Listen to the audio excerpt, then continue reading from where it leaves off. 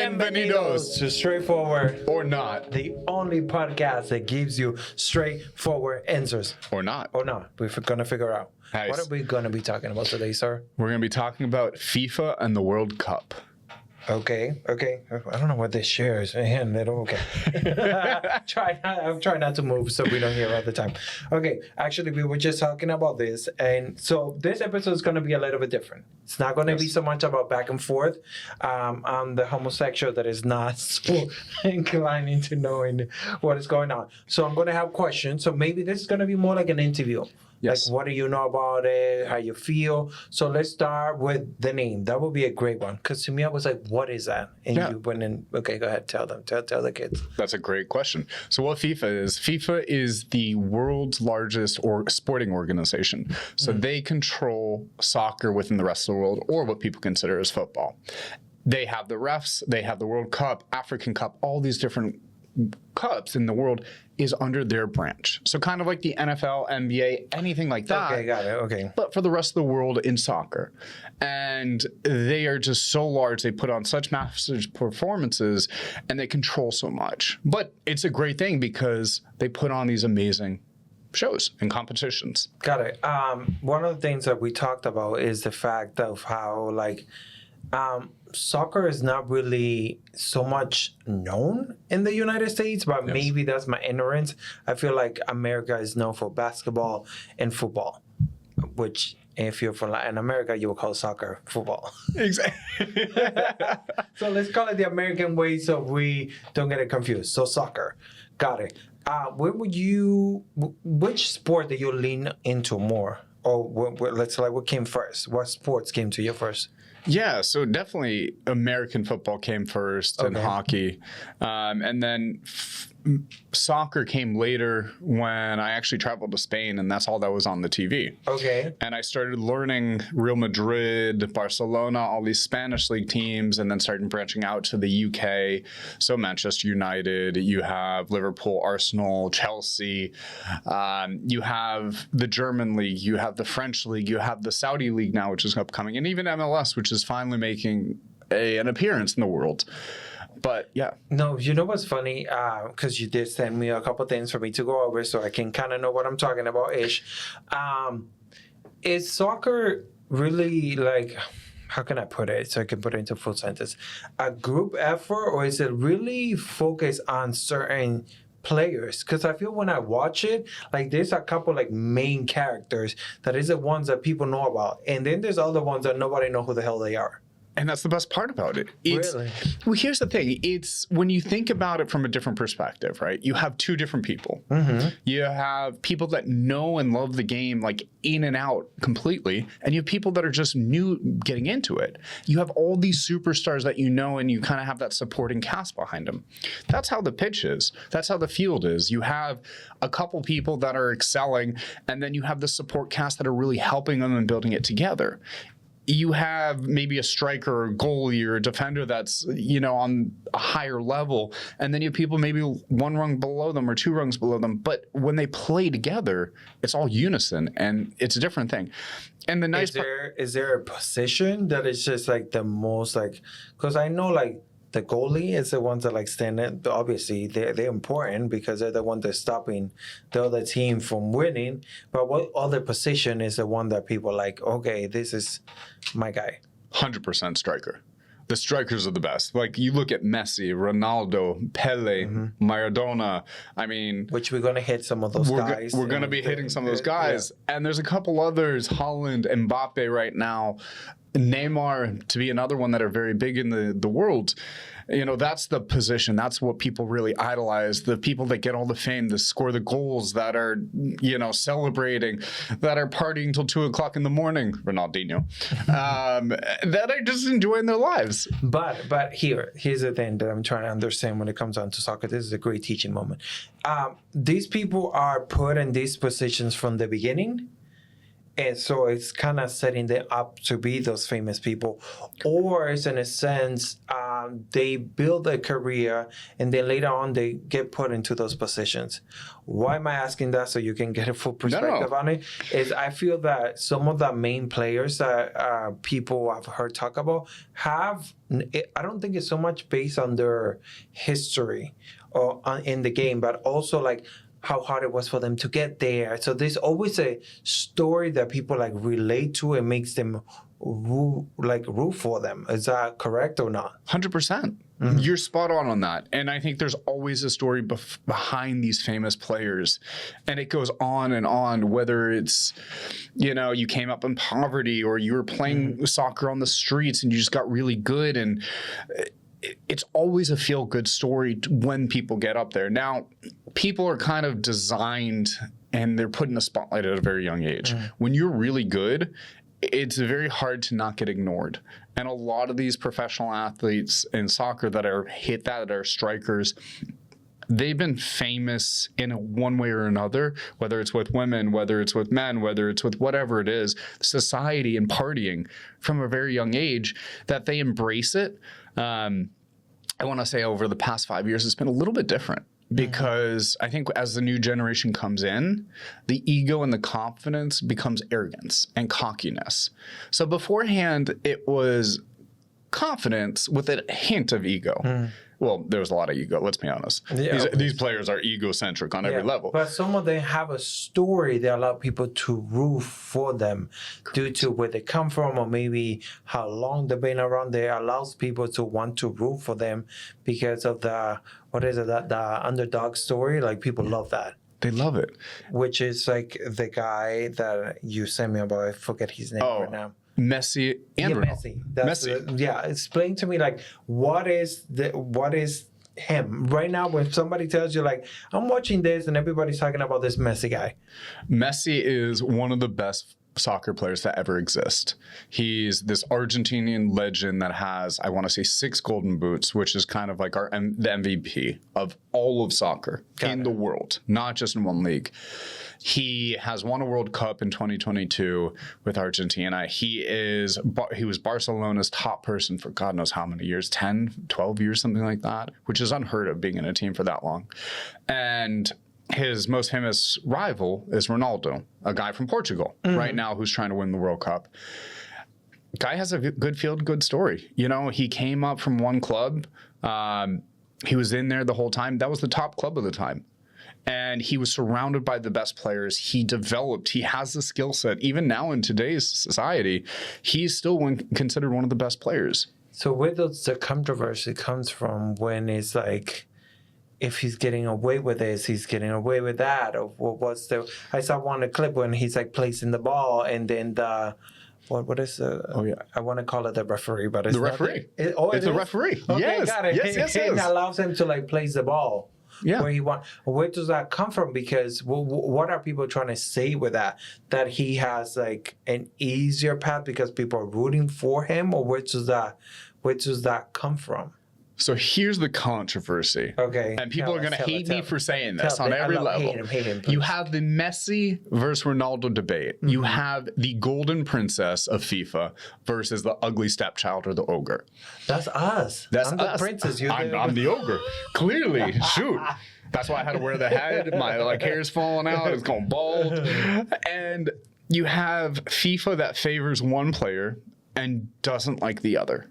But why? Isn't it FIFA supposed to be just why would FIFA care to put more effort into somebody as in the other one? Aren't they supposed to be neutral? They should be neutral, but in no sports anyone's neutral. Got it. It's always a favoritism. I don't care what sport you look at it. The question is how much. And for some reason, I have no idea what it is. It's always been favored in Messi's side. Whether you look at the FIFA has like a main country that they're located under, and maybe it relates to where he's from? It could potentially be. I don't know where their headquarters is, but I do know that they've favored Messi in substantial amount of times, and you can see it over and over again. Whether it's now he's in the MLS, there's a lot of things that he's allowed to do that no other player is. Same thing when he was at Barcelona. Same thing in the World Cup in 2022. Same thing in the last World Cup, the current World Cup, where he should have got a red card in one game and every other player would have. And they favorite him on a very high scale that is very well known. Now, it doesn't come out and it's not very open, but it's kind of one of those things of people know about it and they can't do anything. Because FIFA is such a large organization and does so much good, by the way. Yeah. I think they're phenomenal for getting people together. But for favoritism, having that much favoritism for someone, it creates so much issues and controversies. That's the thing. For me, it's always like, for me to be able to believe in a good conspiracy theory, it has to have something to back it up with. So, for example, that one, I wonder, like, there has to be like a reason, like, okay, why? There has to be some kind of connection for them to be like, okay, they like him more because he has done X, Y, and Z. Maybe the headquarters are from the country that he's from. Maybe people are just rooting for him because he has a great backstory. Like, why him? That I don't know. I don't know exactly why it's him out of all people. But again, you have a lot of issues where there was corruption with the team that he was with, Barcelona. They got caught cheating. They caught paying millions of dollars to refs. Pure corruption. If you look at the World Cups, he had a handball in one of them, didn't get sent off with a red card. In Algeria, he literally stepped on someone's calf, which would be a red card for anyone. That's the blatant red card. And you have a lot of people on TV, famous athletes, famous soccer players, defending him. And then it's just like, what's going on here? So I don't know the backstory behind it. I don't know why they favored him over someone else or Ronaldo. But it has always been there. It's always been something that's been very prevalent. I'm not going to say from his earliest days, but definitely when he started hitting that fame level, you could see the favoritism. Now, he's a phenomenal player, and both of them you can debate on. I just think one's better than the other simply because if you get hated on, you still can compete on the same level. You have an edge. But you see, that's one of those positions that I think that, like a ref, that should be gone with AI. Like, why are we basing it? There's so many things that I have seen, like even in baseball, which I'm more inclined with, where there's a person saying like, oh, it was correct or not, but at the same time, in baseball they show you a little square if it was in it. Like, so why we're not using the computer, the camera that is there to be like, okay, like, no, it was out, it was in. Why we're basing it when somebody else is watching it when we now have the technology to be able to see it? It's crazy to me. So we need to get rid of the referees. You're out. Referees should be overruled by AI. It should, you can make a call, but then we go check and then see. Well, no, there's some sports that you can check back with the cameras. Some you can, but some you can't. And it's still controversial in the sports, like football. There's a lot of calls that could have been overturned that have been controversial. They let it go. Soccer is one of them. Baseball, finally they came out of whatever it is, the hole that they were in, and dug themselves out and finally made it entertaining again. It's crazy. But you know what I find funny about it? What? How dramatic soccer players are when they're trying to get, and they get a little push or whatever, and they start running the ground, and I'm like, wow, this is a diva right here. That telenovela star.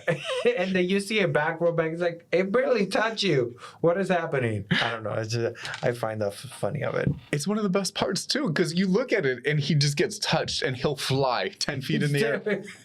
I'm like, wow, somebody gave him an Oscar. He needs it. Okay, another thing. So, what is it called? Football will be the halftime show, but this one it's called what? I think it's still the halftime show. For soccer? Soccer doesn't normally have one. I think for this World Cup, they're actually going to be doing it for the finals. But there's always been a performance that they do that's like a big thing, like when Shakira had done those. Oh yeah, that's in the beginning. That's like kind of at the beginning. That's in the beginning. Oh, that's like the opening kind of games. Okay, got it.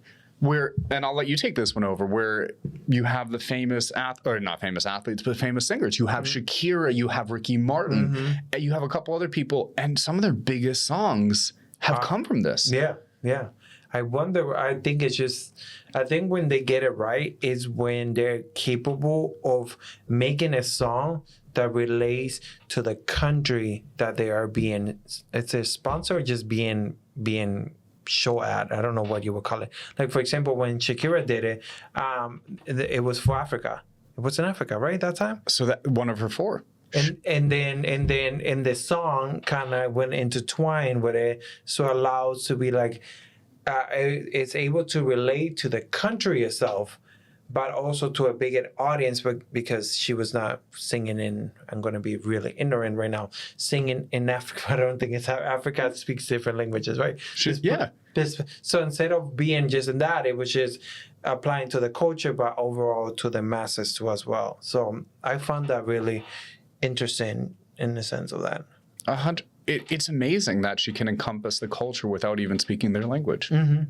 It's like, how do you... It's a special skill to do. And even though FIFA's sponsoring it and putting it on, it's like she's the one representing the whole organization and the country. You know what I thought about, and it's getting away from the subject at hand, is the fact that she did that song, right? Yep. If that would have been somehow like here in America, and then she does it, don't you think that would have been under cultural appropriation? Well, the craziest part, yes. The answer is yes. Because we have DEI that doesn't even know how to do DEI anymore. Crazy enough. DEI is a joke. All you HR people, you are a joke for the most part. Well, no. You DEI people are a joke. HR, we love you. DEI, we don't. Actually, HR people have been awful to me. But oh, yeah. Just so that okay, I take that back. HR recently, you've been terrible to him. Apologize. Terrible people. Immediately. Exactly. You are fired. I'm going to call HR and HR. Imagine. It's just like, okay, they're like, you're calling me? Okay. Call the rest. You have a red card. I was just going to say a red card. Oh my God, I wish I had one red card. You're out. Okay, that's funny. Okay, anything that we're missing that you think the kids need to know about this, that encompasses currently what this episodes talk about and currently what we live in? I think one of the best parts, and I will come back to the Messi Ronaldo debate for one more last thing, is the unity that is creating within the U.S. and the Americas, and not America, North America. You can say the Americas. No, because it's only in North America. Okay. Canada, Mexico, and the U.S. And you see the unity that's coming from it. Okay. Where there's no fights, no people are being beaten up, no one's dying, no one's going to the hospital. You're having people partying together, celebrating together, being so happy. Like the Scots that came to Boston, yes, they outdrank us. Yes, they made our bars like completely empty. But they were so much fun. They're putting cones on statues as a sign of respect, which I've realized later. And they're happy. They're not mean drunks. They're just celebrating their team being here. The nations are coming together as a whole. So the people that have trying to divide us are now failing because these countries are coming together. Look at Korea and Mexico. Two people you would never expect, two countries. Yeah. Best friends. They're doing keg stands with tequila. Margaritas. Margarita cake stands. And just Norway, Brazil, I don't know, Congo, Cape Verde, all these nations are coming together and being unified. There's no issues, there's no hate, there's nothing. They're celebrating the country's foods. Like Texas has gotten some of the best reviews on their barbecue. So it's just nice to see people. Barbecue. Not Mexican. Oh, no. Texas barbecue. Texas barbecue. But even like Koreans loving Mexican food in Mexico, or Scots liking food up here in Boston, or people liking food in California. It's just this beautiful unity that doesn't usually happen on that scale. I love that. I love that. So people out there be able to love the sports, but also appreciate all the cultures of the people. Maybe if your team is out, it's like, okay, who's next? Exactly. That's the thing. Yeah, that's it. Look, Mexico's out. Okay, who we like now? Brazil. Let's go Brazil. Instead of being like, oh, boo, everybody sucks because my team is not there. That's how I see it. That's exactly what's happening. Once teams are eliminated, they're going to a different team. Who do they like? Who do they appreciate? And to end this, well, before we fully end it, here it is. Messi versus Ronaldo debate. Ronaldo's better. I know he has less accolades, but at the end of the day, less favored. had better stats when he was at Real Madrid, and on top of that has always been hated. And on top, Portugal, I want you to win, but your teammates are pieces of crap. Ooh, and I need to see a picture of them, and I will choose who's better. And I'll be like, ooh, that one. That one. Okay, so we want to introduce a new little fun segment of it. We're still working on. Maybe you guys can help us out picking a name for it. So what we're calling it for now is Keyboard Thugs. So at the end of each episode, we're gonna throw it out there because they want people to see them. So why not? So let's see who's the first keyboard thug of the day, and we have. We have Fig Face and Fearless Donuts. Beautiful comments. Okay. Fig Face. I know for a fact these two swallow something the rest of us men don't. Followed by Fearless Donuts. I do it only if I have very dry meat. For example, grilled pork or chicken in my mouth to make it easier to swallow. I'm gonna leave it up to you how you interpret that. On you. And if you want to get your name up here, please, one of these beautiful, beautiful comments. I appreciate if you put your name instead of Fearless Donuts or Fig Face, but hey, teach their own what they want to do. First of all, they said two of us. Actually, I don't either, for your information. Don't partake in those games. Not my cup of tea. But you know what? Actually, how you like your meat? Not that dry. Clearly, someone doesn't use lube, and the other one, Fig Face, likes the balls in his face. So I'm just gonna put it out there.